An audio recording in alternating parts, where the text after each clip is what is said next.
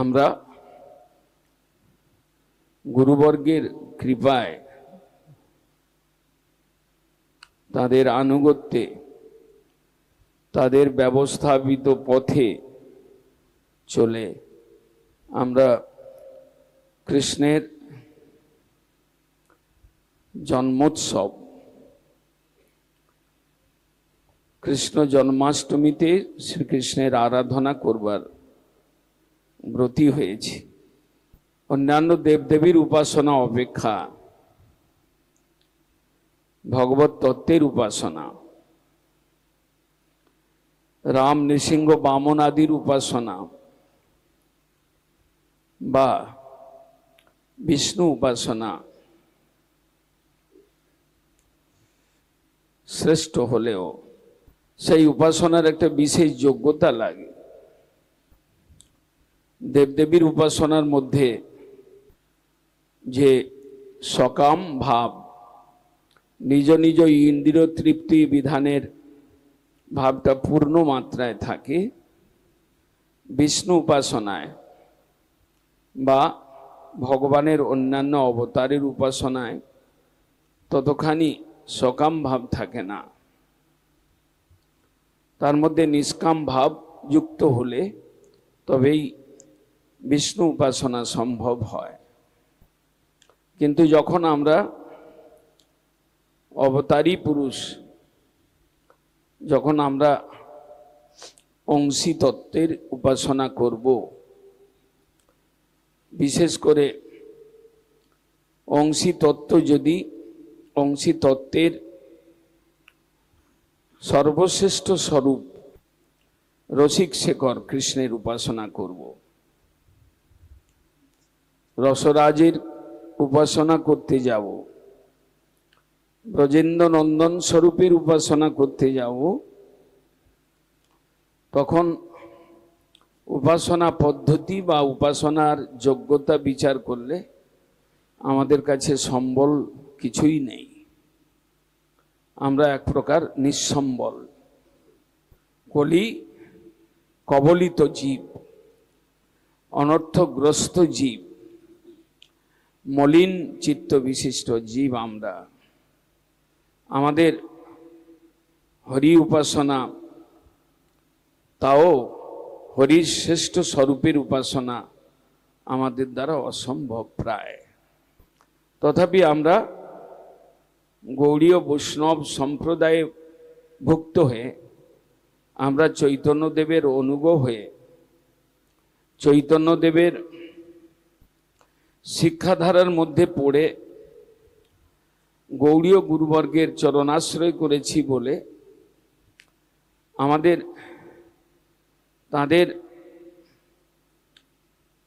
ব্যবস্থাপনায় আমরা কৃষ্ণ আরাধনা করছি, অথবা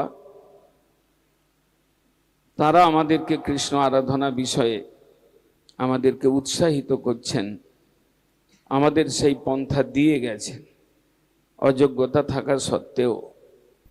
কৃষ্ণ উপাসনা করতে গেলে আমাদের বাহ্য ইন্দ্রিয়গুলোকে কাজে লাগিয়ে কৃষ্ণ উপাসনার পদ্ধতি আমাদেরকে আমাদের গুরুবর্গ দিয়েছেন।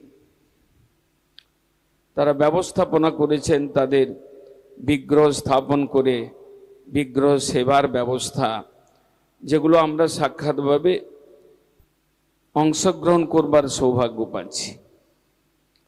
ঠাকুরের শৃঙ্গার করা, ঠাকুরের মন্দির মার্জন করা, ঠাকুরের আরতি নিরাজন করা ত্রিসন্ধ্যা, ঠাকুরের সামনে কীর্তন গাওয়া, ঠাকুরের সামনে নৃত্য করা, ঠাকুরের ভোগ রাগের ব্যবস্থা করা, ঠাকুরের বিবিধ পুষ্প হার মুকুট গ্রন্থন করা, এসব সেবা আমাদেরকে যেন যোগ্যতা থাক বা না থাক আমাদের অনায়াসে লভ্য হয়েছে। এটা বাহ্য বিচারে আমরা ভাগ্যবান যে আমরা কলির জীব হয়ে অবতারী কৃষ্ণ, অংশী কৃষ্ণ, রসিক শেখর কৃষ্ণের সেবা করছি, সেবা সৌভাগ্য লাভ করেছি। কিন্তু সিদ্ধান্তগতভাবে অন্য দিক দিয়ে বিচার করে গোস্বামীগণ দেখিয়েছেন, ভাগবত বা চৈতন্য চরিতামৃত আদি শাস্ত্র আমাদেরকে ঠারে ঠোরে এই ভজন প্রণালীর মধ্যেও যোগ্যতা অর্জন বিষয়ে আমাদেরকে কিছু দিগদর্শন দিয়েছেন। আমাদের গুরুবর্গ বলেন, একটু আদর দিয়ে সেবা করো, একটু প্রীতি মাখিয়ে করো। আমাদের গুরুবর্গ বলেন, কীর্তনটা করছো, একটু প্রাণের রস মাখিয়ে করো। ওখানেই সবকিছু কৃষ্ণ ভজনের সিক্রেট নিহিত রয়েছে, যেটা ঠারে ঠোরে আমাদের গুরুবর্গ আমাদেরকে জানিয়েছেন। আমরা কতটা ধ্যান দিতে পারছি, কতটা আমরা সেই বিচারকে গ্রহণ করতে পারছি, কতটা প্র্যাকটিক্যালি আমরা সেইভাবে ভজন করতে পারছি, সেটা পরের কথা। কিন্তু পদ্ধতি তাই। পদ্ধতি মানে আরতিটা ঘুরিয়ে দেওয়া নয়। পদ্ধতিটা মানে গাইবার দরকার আছে, কোনো রকম গেয়ে গেলাম, খোরকর্তার ঢাক ঢোক পিটিয়ে গেয়ে গেলাম, এটা প্রণালী বাহ্য রূপ হতে পারে, কিন্তু এটা প্রণালী নয়। যখন মহাপ্রভু রায় রামানন্দকে জিজ্ঞাসা করেছিলেন সাধন তত্ত্ব বিষয়ে,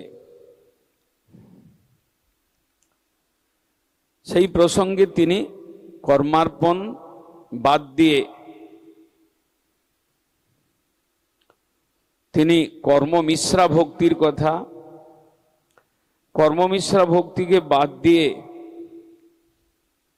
তিনি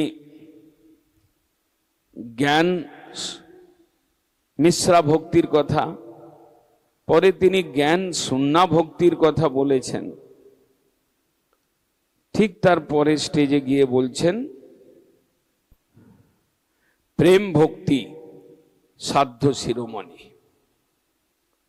যখন প্রেম ভক্তির কথা আসছে, তখন মহাপ্রভু বলছেন, এহ হয় আগে কহ আর। অর্থাৎ এহ হয়, এখান থেকে শুরু করো। এখান থেকে শুরু করে কৃষ্ণ ভজন, রসিক শেখর কৃষ্ণের ভজন এবং সেই ভজনের পরাকাষ্ঠার পথ অনেক দূর, কিন্তু শুরুটা এখান থেকে হওয়া চাই।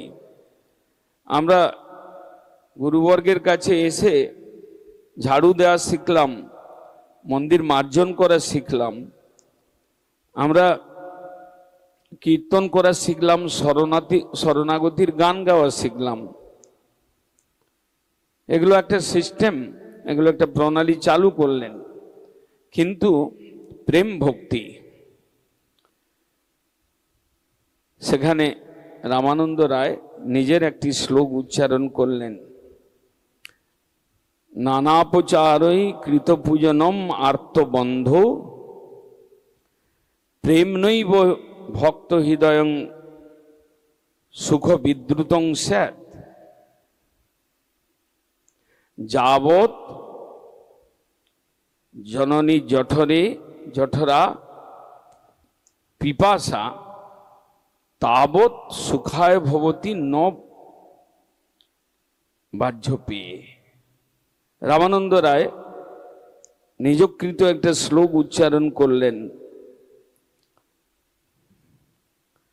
যে মানুষ যখন ভোজন করতে বসে, পেটের ক্ষুধাটা যদি চরম হয়, তাহলে যা কিছুই চব্য চস্য লেজ্জ পেয় বা সাদা সিদে আলু ভাতে অন্ন যা কিছুই দেওয়া হোক না কত, তখন তো খুব আস্বাদনীয় হয়। সেই রকম ভগবানের উদ্দেশ্যে আমি ভোগ লাগাই বা ভগবানের উদ্দেশ্যে আমি আরতি করি, ভগবানের সামনে আরতি ঘোরাতে থাকি, অথবা ভগবানের সামনে আমি গাই, যা কিছু করি না কেন, ওটা হৃদয়ের প্রীতি মিশ্রিত হচ্ছে কিনা, ভেতরে একটা ভগবত সেবা পাওয়ার বাসনা, ওটা হচ্ছে ক্ষুধা। এবং সেই ক্ষুধা যদি চরম পর্যায়ে না পৌঁছায়, তাহলে প্রেম ভক্তি হবে না। যদি ওটা চরম সীমায় পৌঁছায়, তাহলে আমি যখন শ্রবণ করব, কীর্তন করব, ঝাড়ু দেব, বাসন মাজব, তার সেই ক্রিয়াতে একটা আগ্রহ বা প্রীতি, একটা তৃষ্ণা যুক্ত হয়, সেটাই হচ্ছে ভক্তি। সেই প্রীতির দ্বারা কৃষ্ণ ভক্তি শুরু হয়, তার তৎপূর্বে হয় না। কারণ কৃষ্ণ তিনি প্রেমিক শিরোমণি। বিনা প্রেম আমার যাবতীয় উপাসনার অঙ্গগুলো বিনা প্রীতিযুক্ত যদি হয়, প্রীতি যদি না থাকে, তাহলে কৃষ্ণের কাছে ওই ভক্তিটা গ্রহণীয় হবে না। কৃষ্ণ ওই সেবাটা গ্রহণ করবার জন্য উৎসাহিত, উদ্গ্রীব হবেন না। সেখানে আমাদেরকে ঠকে যেতে হবে। তাই যদি কৃষ্ণ উপাসনা করতে হয়, সাধক অবস্থাতেই যদি আমার ভেতরে কৃষ্ণ ভক্তি পাওয়া, কৃষ্ণের সেবা পাওয়ার লালসা জন্মে, তাহলে আমি আদর দিয়ে করব। বহু কীর্তন করলাম তার জন্মোৎসবে, বহু প্রকার ভোগ লাগালাম জন্মাষ্টমীর 56 ভোগ হিসাবে, বহু শৃঙ্গার করলাম বস্ত্র দিয়ে, মাল্য গ্রন্থন করে, পুষ্প মুকুট দিয়ে বহু প্রকারের শৃঙ্গার করলাম।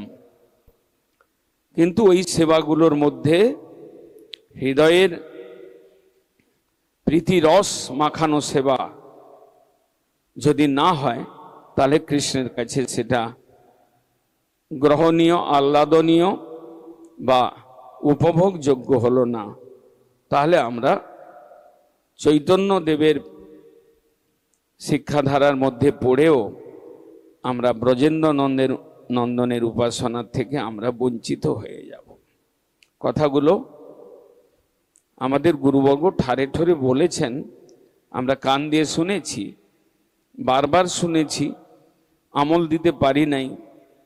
বহুদিন শোনার পর কোনো ভাগ্যবান জীব ওই বিষয়ে ধ্যান দিতে পারেন, এবং যিনি পারেন তিনি কৃষ্ণ ভক্তি করে বেরিয়ে যেতে পারেন, ঊর্ধ্ব গতি লাভ, বৈকুণ্ঠ গতি, কৃষ্ণের নিত্য সেবা লাভ করে তিনি ধন্য হতে পারেন।